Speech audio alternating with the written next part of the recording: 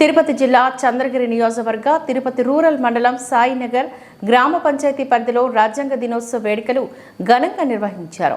ఈ సందర్భంగా సర్పంచ్ డివి రమణ మాట్లాడుతూ భారతదేశ ప్రజలందరికీ ఈరోజు ఒక పండుగ లాంటిది అని అన్నారు. ఎంతో మంది ప్రాణాలు అర్పణతో మన దేశానికి స్వాతంత్ర్యం వచ్చాక మన పరిపాలన, మన చట్టాలు రూపొందించుకోవడానికి డాక్టర్ బిఆర్ అంబేద్కర్ నాయకత్వంలో రూపొందించిన భారత రాజ్యాంగాన్ని 1949 నవంబర్ నెల 26వ తేదీన భారత రాజ్యాంగ సభ ఆమోదించిన ప్రకారం 1950 జనవరి 26వ తేదీ నుంచి దేశ ప్రజలందరి హితం కోసం అమలు చేస్తూ ఎన్నో ప్రజా సంక్షేమ కార్యక్రమాలు అమలు చేయడం ద్వారా ప్రపంచ పటంలో మన రాజ్యాంగం ఆదర్శంగా నిలిచింది అంటూ కొనియాడారు. ఈ కార్యక్రమంలో పంచాయతీ వార్డు సభ్యులు, సచివాలయ సిబ్బంది, ఆరోగ్య సిబ్బంది, అంగన్వాడీ టీచర్లు, గ్రామ పంచాయతీ సిబ్బంది తదితరులు పాల్గొన్నారు. తిరుపతి రూరల్ మండలంలోని మన సాయినగర్ గ్రామ పంచాయతీలో మన ఈ వజ్రోత్సవ కార్యక్రమాన్ని జరుపుకుంటున్నాం. వాస్తవానికి మనము గణతంత్ర దినోత్సవాన్ని జనవరి 26 జరుపుకుంటాం. కానీ వాస్తవానికి ఏంటంటే మనము ఈ రాజ్యాంగం ఆమోదించిన దినం వచ్చేసి 1949వ సంవత్సరం నవంబర్ నెల 26వ తేదీ ఈరోజు దినం. అయితే ఆ రోజు మన అంబేద్కర్ గారు నాయకత్వాన ఈ కమిటీ అంతా కూడా ప్రపంచంలోని దేశాలన్నీ కూడా తిరిగి మన భారత రాజ్యాంగాన్ని రూపొందించడం, మరి రాజ్యాంగ సభ ఈ రోజు దినమున 1949వ సంవత్సరం నవంబర్ 26వ తేదీన ఆ సభ ఆమోదం చేశారు. తర్వాత 1950వ సంవత్సరము జనవరి 26 నుంచి ఈ రాజ్యాంగాన్ని అమలు చేసుకున్నాం. ఆమోదించిందేమో ఈరోజు దినమున, అమలు చేసిందేమో 26వ తారీఖున. ఇది తేడా అన్నమాట, ఇంకేం లేదు.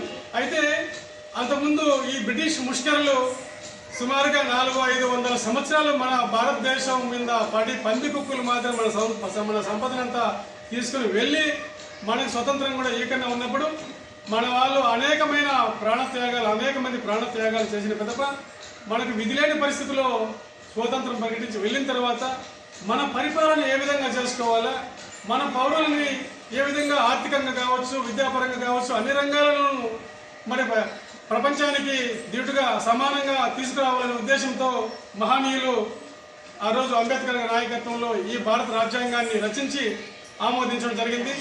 తర్వాత ఇంప్లిమెంటేషన్ చేయడం జరిగింది. ఆ రాజ్యాంగం మనకు భారత రాజ్యాంగం అంటే అదొక మనకు భగవద్గీత. ఆ రాజ్యాంగం అంటే మనకు దేవుడు.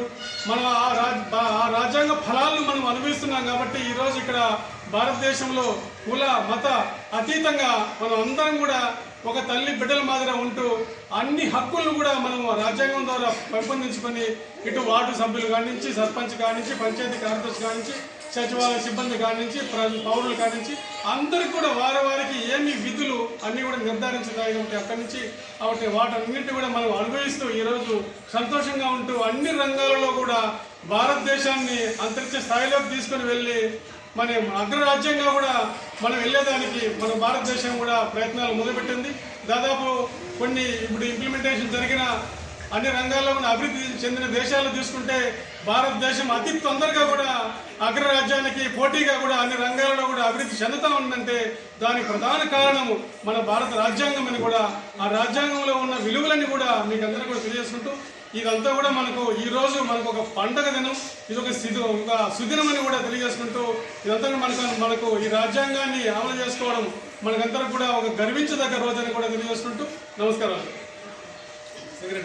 భారతదేశ ప్రజలమైన మేము భారతదేశాన్ని సర్వసత్తాక సామ్యవాద లౌకిక ప్రజాస్వామ్య గణతంత్ర రాజ్యంగా నిర్మించుకోవడానికి ఈ పౌరులందరికీ సాంఘిక ఆర్థిక రాజకీయ న్యాయాన్ని ఆలోచన భావ ప్రకటన విశ్వాసం ధర్మం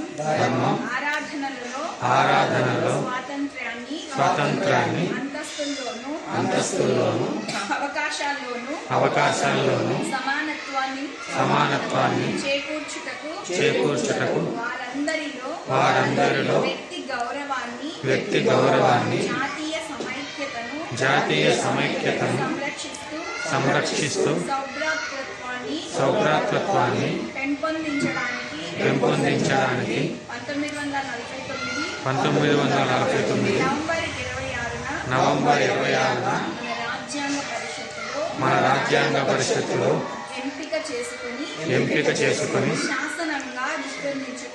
శాసనంగా రూపొందించుకున్న ఈ రాజ్యాంగాన్ని మాకు మేమే సమర్పించుకుంటున్నాము.